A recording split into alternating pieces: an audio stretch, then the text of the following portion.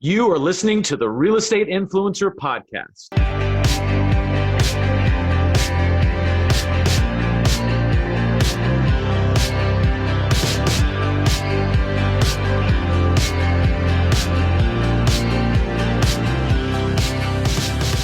Welcome to the Real Estate Influencers Podcast. It is good to see you here. This is the podcast for real estate coaches, educators, speakers, product creators, software developers, group leaders, marketers, and entrepreneurs. That's always a mouthful when I say it, but pretty soon I think I've got it totally. I'll start to be able to hear it in my sleep.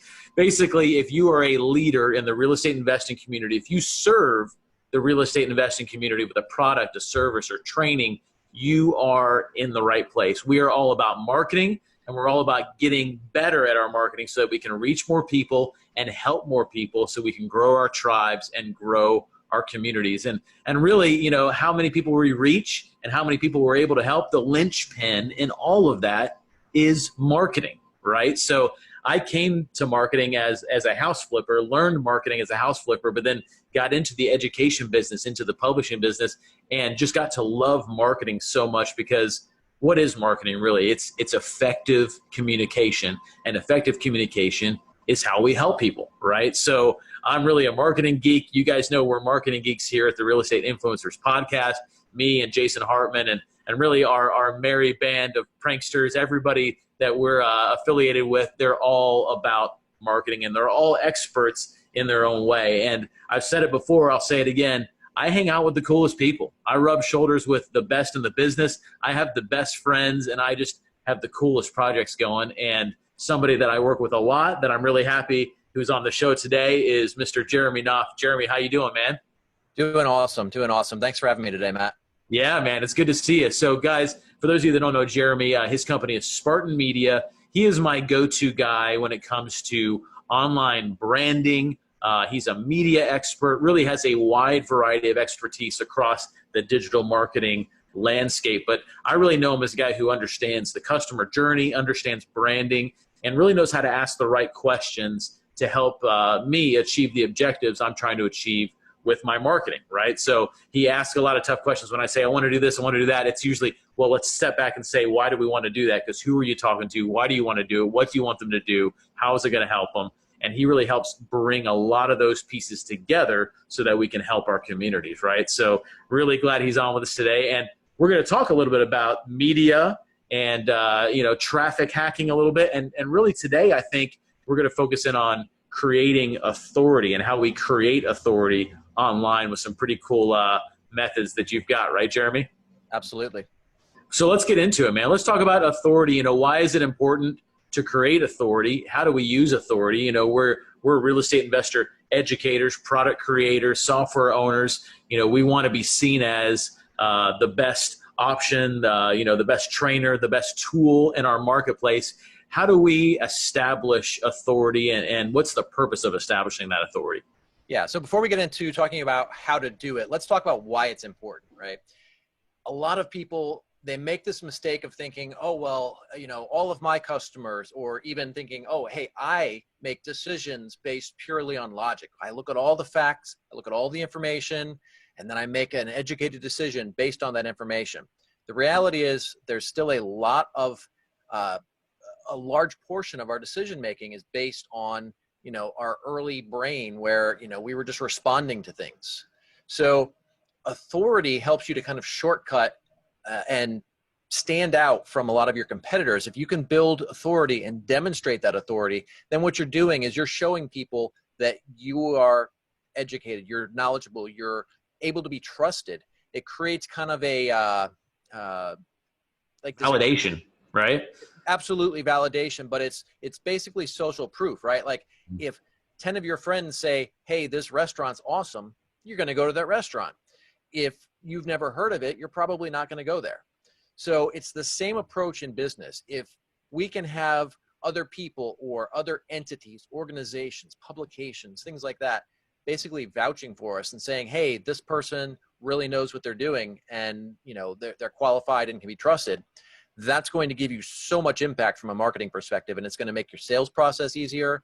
It's going to enable you to spend less money on marketing and get the same or greater results. So that's why this is a really important factor. And it's something that most people don't really leverage properly. Right. And creating third-party authority,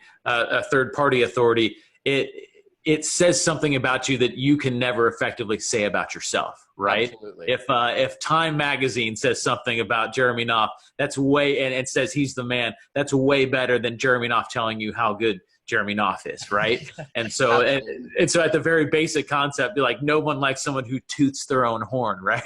You hit the nail on the head. It's not just that it's better, but it's actually, if you're out here saying, I'm great, I'm the best, I'm the most knowledgeable, or whatever things you're saying about yourself, if you're the one saying it, people are going to be very skeptical, if not just outright disbelieve you. So we really have to lean on third parties to build this authority. It's not something we can bestow upon ourselves. Yeah. And so, third-party authority, we see it everywhere, right? So Amazon saying, claiming that this is a #1 best-selling book, that's authority, right? That's Amazon's, that Amazon is the third-party authority for the offer, right? It's not me saying that I wrote a best-selling book. It's Amazon, right? And so, you and I have worked together on lots of, different book kind of campaigns. I've written 5 best-selling Amazon books, right? That's validity, right? That's validity. Now, if I walked around with my books out, just walked around saying, man, this should be a bestseller, or this is a Matt Andrews bestseller, that doesn't mean anything, right? But an Amazon bestseller, there's a status associated with that. And in media, there's lots of opportunities for establishing that kind of authority, right? Absolutely. We have so much more opportunity today than we ever did. I mean, back in the day, you and I are a little bit older than some of these young folks coming up. But, when we were first getting into business, I mean, I don't remember exactly how old you are, but I'm old enough that when the internet first came out, everyone said this was just going to be a fad and it would be gone in a couple of years. I still think it's going to be a fad. I think it's on its way out right now, actually. Absolutely. Yeah. So, but back then, you had the media was generally the television channels, the various news organizations.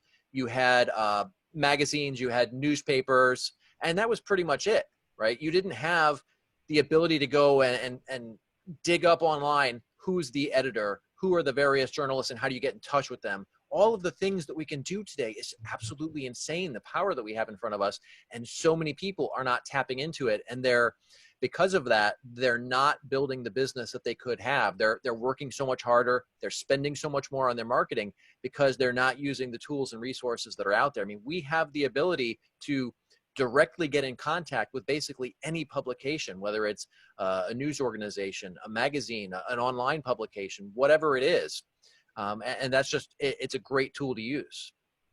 Absolutely. Yeah. And I think, you're hitting on it. I mean, if we can figure out how to effectively do that, then it's something that will continue to build authority, right? This is not something you do one time. It's kind of a constant thing that you work and it accumulates over time, building authority. Links build up, authority builds up, articles build up, videos build up. And so you see a cumulative effect on it, but there's also ways very quickly to kind of, hack's not the right word, right? But there are ways to jumpstart this and kind of juice it in the beginning if you're just getting started with media hacking, so to speak.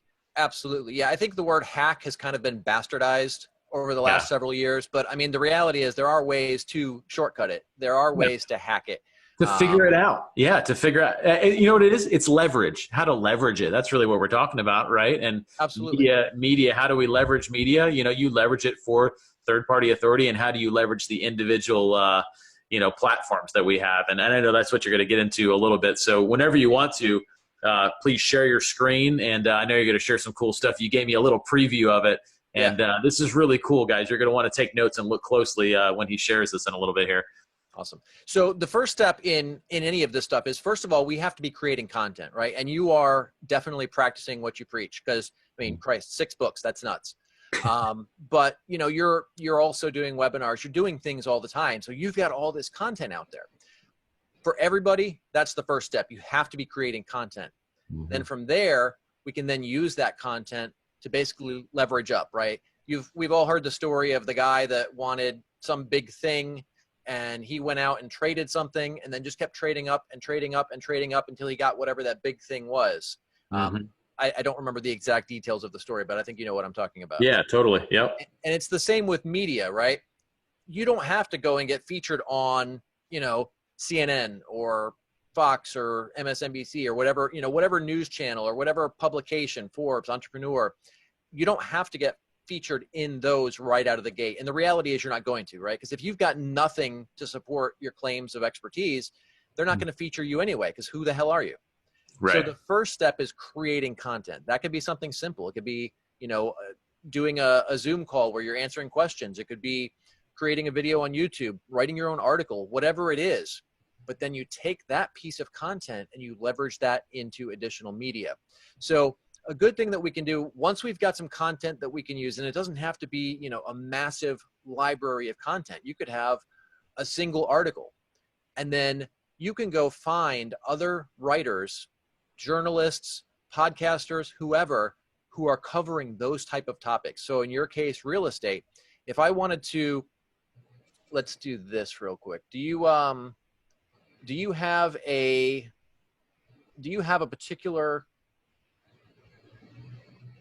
publication? No, let's not do that. Let's just look at Forbes. So what I'm going to do here is let's go ahead and share my screen.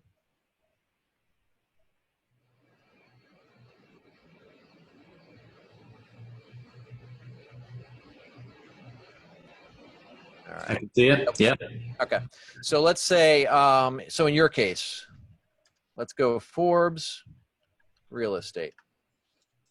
Oops, would help if I spelled it right.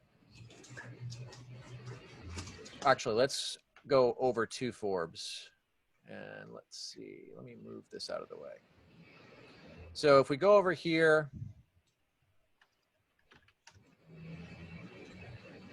now here is and I don't see a close button. There we go. All right, so let's try and get the ones that are not Forbes Council. Here we go. Okay, so now we're in the regular writers. So we want to kind of skip the Forbes Council because that's a paid program. Generally, I kind of look at these people a little bit differently. But as we get down here, we can see these ones are no longer in the Forbes Council, which is not the paid program. So these are people that write about real estate, and they're in the industry in some way, shape, or form. So here we go. We've got this person, Demo Williams. So if we wanted to pitch this person, where most people go wrong is they'll reach out to the writer or a producer or a podcast host or whoever. They'll reach out to them with basically the worst pitch ever. And they'll be like, hey, I'm an expert. I know this, that, and the other thing, or I've been doing this for 20 years. You should cover me because I'm awesome, basically. Yeah. Paraphrasing. Which is like not a story. Right. Because everybody thinks they're awesome. That's not a story. Right. So the key is you have to make it about them, because if somebody's writing, whether they're a staff writer or they're writing for their own reasons, or they're a podcast host, whatever they're doing, whatever they're producing content for, when you approach them, you want to approach them from the perspective of what's in it for them. Now, in most of these cases, they want something that's going to be of interest to their audience, right? Because the more people that are reading their articles or downloading their podcasts or engaging in some way with their content, the better it's going to be for them. Yeah, they want something that's worthy and worthwhile for them to publish, because there's a value there. Yep. Right. So what we want to do is pitch it from that perspective. And there's a lot of ways we can do that. If we look at it from the perspective of something that's going on in the news, real estate right now, for example, in a lot of states, they're starting to push laws where, because of the COVID shutdowns, they are trying to create laws where you can't evict people. I'm sure you've seen about that. Sure. Right. So that would be a good, timely way to pitch them on what's going on, and find a way to kind of frame something, current events around you and what you do. Mm-hmm. So when we pitch them from that perspective, you're now showing them why their audience will care about it, because everyone's talking about it in the news, and you're presenting it in a way that's going to benefit them and their audience. You always want to make yourself the last one to benefit something in this, and your benefit, of course, is going to be the exposure. But you want to look at first the audience, then the person that you're pitching, and then you. Now, where we have problems are staying up to date with these people. So if we come through here, let's see, we've got 1, 2, 3. Well, we won't count the council post ones, but as we scroll through here, council posts are people that are actually they've paid. They pay Forbes to, and that's not to say that the content is not. It's not necessarily great. It doesn't mean that it's bad. It's just a lot of people in the media look at the paid programs like this, and entrepreneurs doing one as well. They tend to look at them a little bit different. And I find that the people who are doing that are sometimes they have a different mindset, right? They're paying to be there. So generally, if you're going to pitch them, they're going to want some sort of fee for that. Mm-hmm. And there's not necessarily something inherently wrong with that, even though it's probably a violation of the Forbes rules for how that program works. Doesn't feel organic, though. The point you're making is that when you see that, it doesn't feel organic. So you're looking for the posts from people that have submitted content that have been published on the merit of the content, not because it was paid to be there. Exactly. And I'm just now realizing how ridiculously bloated this council program appears to be these days. But as we scroll through here, we can see, so here's Dima. That was the first one we saw again. But basically what we can do. Nothing like a little Kanye West real estate news right there. I saw that. Kanye, 2021, right? Something like that. All right. So, but basically we've got all these authors. Here's another one. But as we scroll through here, we can find the various authors that might be relevant to us. Now, not all of them are going to be relevant, right? Somebody might write about real estate, but maybe the niche within the real estate industry that they're writing about maybe isn't relevant to what you're doing. So you're going to have to go through their content, take a look at, because that is something that if you're pitching people who what they cover is not really relevant to what you're doing, and you're pitching them, you're doing two things. One, you're irritating them, and then in the event that maybe they do cover something that's related to you, they'll probably remember that and not want to cover you in the future. But you're also wasting your time. And like, we're all working our butts off all the time. There's no point in wasting time. So let's make the most out of what we're doing.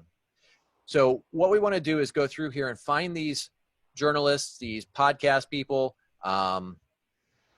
producers for TV shows, whatever type of media people you're looking for, find them, and then we need to stay on their radar. So for most people, they'll pitch them right out of the gate, and there's nothing inherently wrong with that.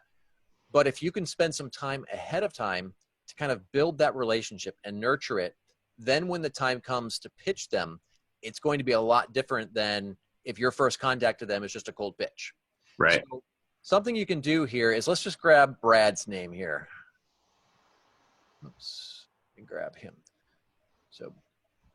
Okay, so for those that might just be listening and not watching, most people are watching this on video, but we have gone through the list of Forbes articles. We've gone to people that are there organically, not that have paid to be there. One of the contributors, his name's Brad Hunter. We're copying and pasting his name now. All right.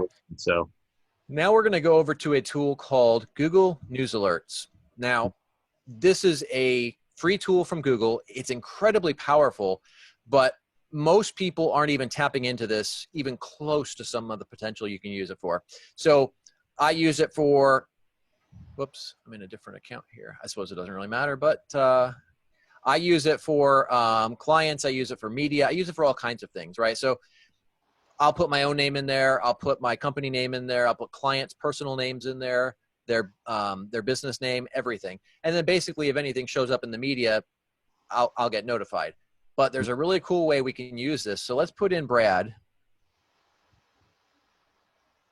All right, so we've already put this in, and we already see right out of the gate, these are some of the other search results that are popping up for it. So in addition to Forbes, it looks like Brad Hunter also writes for the Orlando Business Journal, Boston Agent Magazine, Senior Housing News, Connect CRE. So there's a slew of other real estate publications that he's writing for.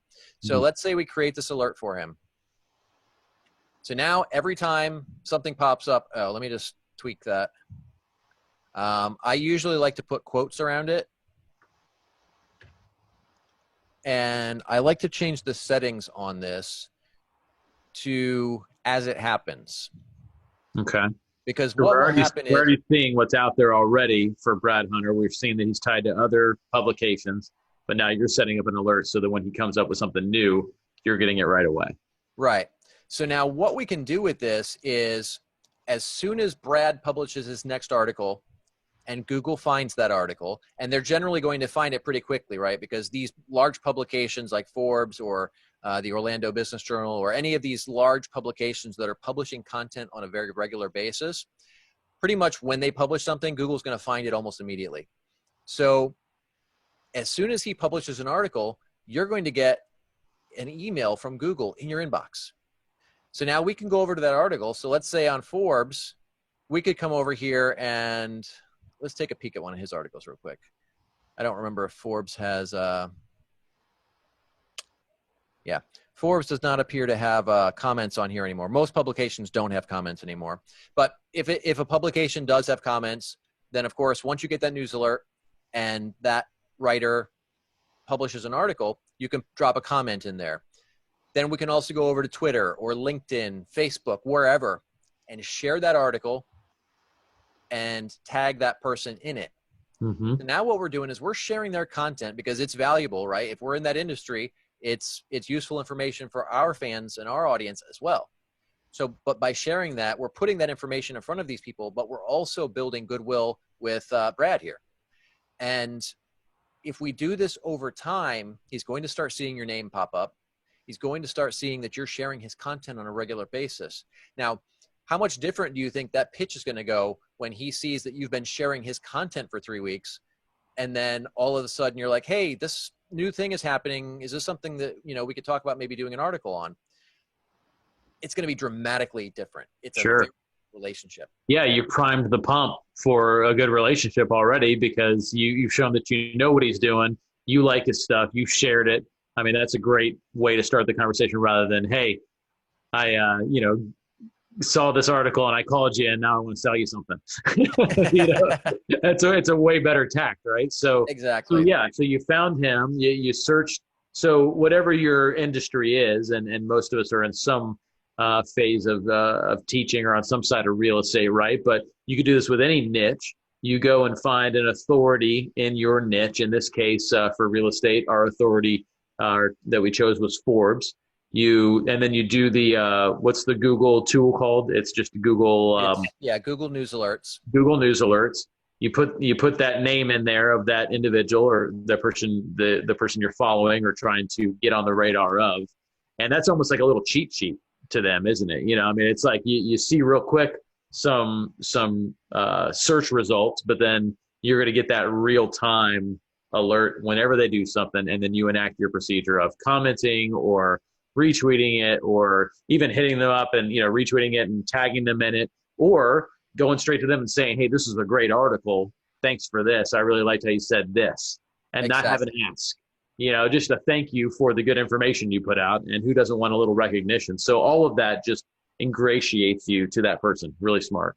Absolutely. Now, one thing I want to touch on there, when we do reach out and say, hey, great article, whether it's an article, podcast episode, whatever, if we're going to reach out and take the time to tell them that it's a great piece of content and that you loved it, let's also take a little bit of extra time and tell them why. Because if you tell someone, hey, great article, that doesn't mean a damn thing, because that's what every spammer in the world blasts when they're, dropping comments on social media or dropping a comment on their blog or, wherever the content is. If you give them something specific, now you're sharing the value that you got from it instead of just seeming like some suck up who's just doing something to do something on social for no apparent reason. Yep. No, absolutely. Having a little thought behind it. I liked it because of this, or wow, great book. I got this out of it, or I shared it with these folks and it helped this way. Yeah. Just something that gives a little more color to just a bland comment. Yeah. That makes sense. Right. I love it. Now, something we can do is, we talked earlier about how we need to have some content, right? That could be a blog post. It could be a YouTube video. It could be anything. But if we have that content, we could then reach out to them and say, hey, I did, this thing that kind of touches on some of the things that you've outlined in your article. Maybe it's something you'd consider citing in one of your next articles or, in your next podcast or whatever the case may be, that's something you can use in the pitch when you reach out to these people as well. So if you know what their content is, you now have an angle to connect what you've done to what they're doing. So Yep. that's something else. And then you have and you showed me this before, but you have a kind of a methodology. I mean, you keep a list of certain people that you have alerts on, and you keep a spreadsheet of influencers or key partners that you're trying to create relationships with, right? Absolutely. And I loved how purposeful you were about that. You know, a lot of people, they think of it, they reach out to a few people, and then the effort kind of goes. Like, you have got a hot list of, I don't know, 50 or 100 people that you are actively in the process of developing a relationship with, getting on their radar, getting attention from them, giving feedback to them. And you are doing that on a regular basis. You're keeping track of, when you've done that, when your last touch with that person was, and you're growing those relationships. And I see you now working with some of those people and partnering with some of those people that you had on that kind of that targeted list. So talk about that a little bit. And you don't have to give away all your secret sauce, but I loved how purposeful that was, right? So this is kind of the first step of identifying who those people are. Now, once you've got a list of those people, talk about kind of the thought process behind maintaining and growing and cultivating it. Yeah, we have to be very intentional about what we're doing. It's so easy to get on social media and just get sucked down some rabbit hole. Even I find myself doing it, right? I'll open up Facebook with a particular purpose, and then 15 minutes later, I'm like, what the hell am I doing? Like, I came here for a reason, and now I'm just scrolling with no apparent purpose whatsoever. So it's pretty good at that. Yeah, they've made it pretty it's like a tractor beam. So I find that, and I'm big on process for a lot of different reasons, but I'm big on process because in this case, it helps us stay on the mission without dropping things through the cracks, right? With social media, the way that the algorithms work, it's easy to, for somebody to kind of slip out for a little bit or for a long time, really, because it's going to show us, Facebook particularly, Instagram, LinkedIn, Twitter is just kind of like a fire hose, but most of the social networks, they're going to show you content based on who you're engaging with and what types of content you're engaging with. So if somebody's not around for a while, maybe they're not posting very frequently, you may start to not see their content as much. Well, if you don't see it and you don't have a process in place for staying on top of that, they could very easily slip off your radar. And then it could be, 6 months and you haven't talked to them. And now the relationship's very different. So I like to build a process around everything. And engaging on social is no different. So one of the things we do is we actually have a spreadsheet, the one you were talking about, where it'll outline where particular people are on every social network that we're using. And then we'll engage with them and we'll notate when the last time we touched that particular contact was. And that way we can stay on top of them all the time and not worry about missing anything. Because, we all get busy. We all get tied up. Things just happen. Life is crazy. So if you have a process in place, it helps you stay on their radar. And if you're staying on their radar, then, you're going to be more likely to be able to create opportunities with them. So whatever method you use, there has to be a process. For us, we just use a Google spreadsheet for that, but there's a lot of different ways you could do that.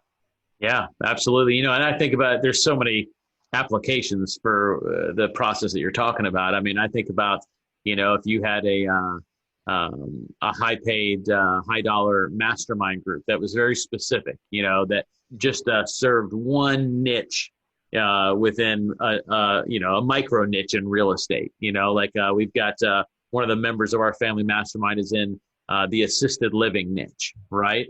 For someone like him to be able to go and find other people in that niche, which is a really small niche, the other people that run those businesses at a high level, to create a mastermind for people in that niche, you could use exactly what you're talking about, right? You could find those people. You could, get Google alerts on them. You could do some data mining on them, but then put them into a process where you are touching these people who are potential mastermind members for your high-paid mastermind for assisted living group owners, right? So you could do that with any niche, whether you're targeting students for a real estate course, influencers for a mastermind group.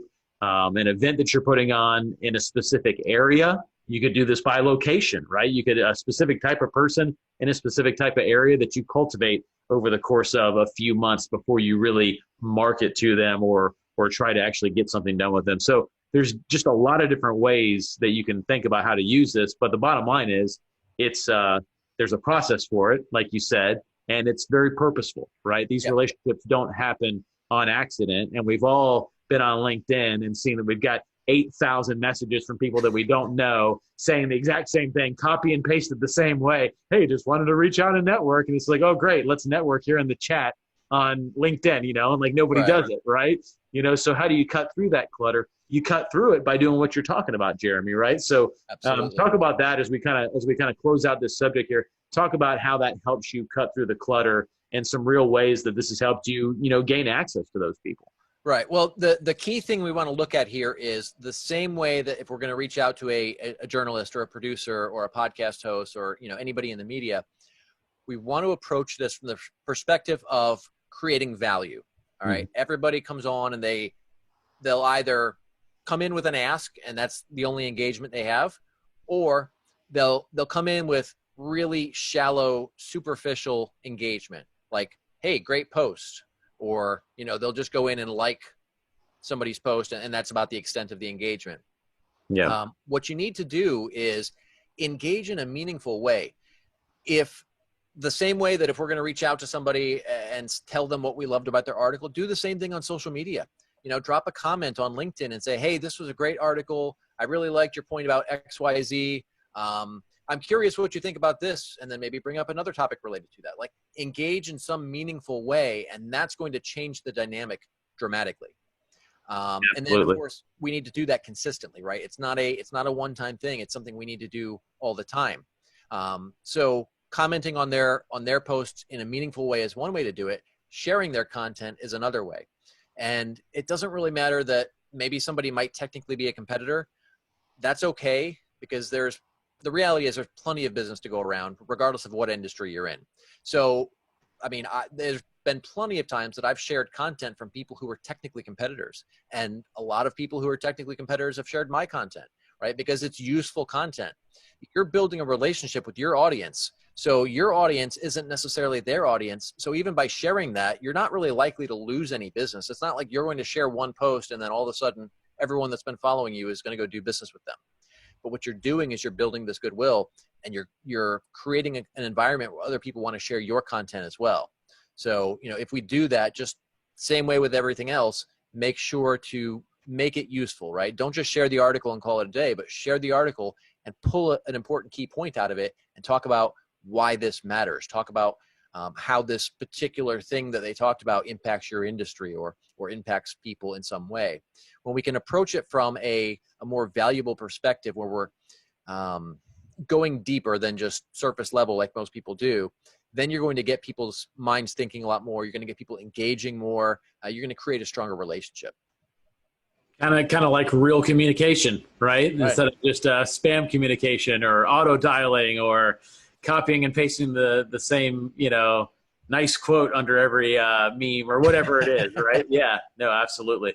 I love it, man. And I love, again, how deliberate, the process is. And the first time you showed me that spreadsheet, it was like we were meeting about something else and you were flipping from one page to another. And I'm like, whoa, go back to that. What was that sheet? What was that Hot 100 list or whatever? You had a name for it or something of the 100 people that you had targeted to actively work on a relationship with, and to develop that relationship with for a variety of purposes. So, having somebody like Jeremy on your team or working with somebody who understands this, who can put together a campaign and can kind of, from soup to nuts, figure out who is this person you're trying to reach. And here's an approach to do it and systemize it like he has. That's the key, right? Because once you systemize it like this, then you can start to leverage some technology, maybe even leverage some VAs. There's going to be, a lot that you're going to have to do yourself or with a really well-trained person because you want it to be real. You want it to be organic. You want to be able to really contribute, right?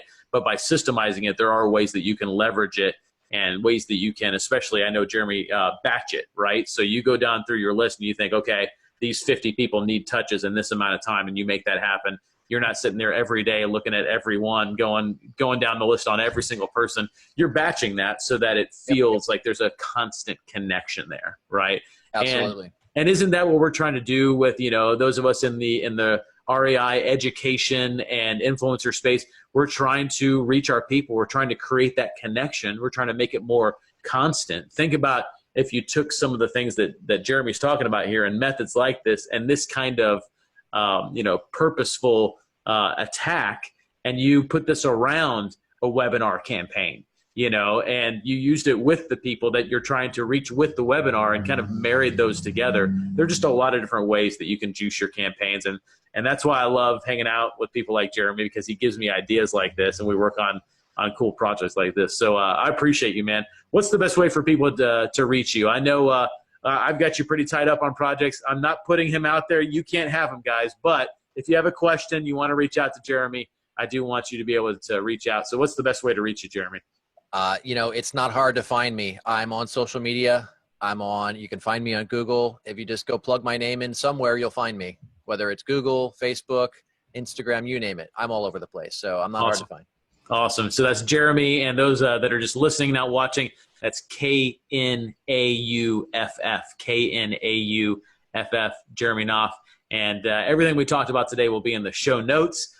Jeremy is also a member and a really active participant in our Facebook group that I invite you all to be a part of. That is reiinfluencers.com. That'll take you straight to the Facebook page. If you're not already a member there, then just answer a couple quick questions so we know who you are, what you do, and we will let you in that group. There's no charge for that group. We want the right people in so that we can continue to grow our network, share ideas, and Jeremy is one of our experts that's in that page really almost every day, answering questions, helping people, just serving that community. So if that's a fit for you, jump on to reiinfluencers.com. Come on over, be a part of that page. You can hang out with me and Jeremy and a bunch of our cool friends, right, Jeremy? And we got a pretty cool crew in there for sure, man. A lot of great things happening. So Indeed. Good stuff. Well, thanks again. And can I get you on to future podcasts? Because I feel like we could do, 4 or 5 of these easily, just batching out different concepts and methods like what you have. So will you come on again soon with us? I'd love to. It's always a pleasure.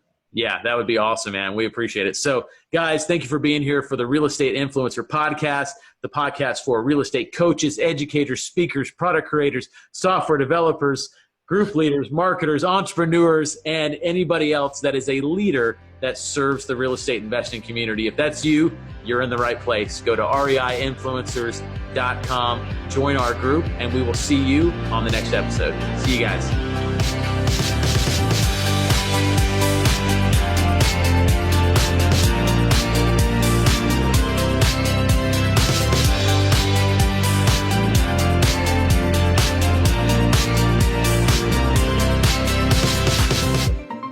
Hi there, Mr. Wonderful here, talking about one of my favorite sectors of the economy, real estate. I don't care, commercial real estate, residential real estate, multifamily, you name it. Now, I want to do a big shout out. Congratulations to the success of the Family Mastermind and the Family Reunion event. You brought together the top real estate influencers in the country and created a community of power players. Keep up the great work. I mean, one of the things that's interesting is if you're in an industry like real estate, you want to meet others that are successful as well. There's a certain concept called the Hive Concept where, sparrows group together when they do this to show each other that there's millions of them, that there's strength in numbers. Same idea here. I'm trying to use nature as an idea for why you want to get all the power players together. It's because they want to be together. They want to talk about their industry. They want to share ideas. It's a fantastic event. So Family Mastermind and the Family Reunion event were exactly that for real estate. Anyways, congratulations, guys, and keep up the good work. It's an industry that is never going to go away.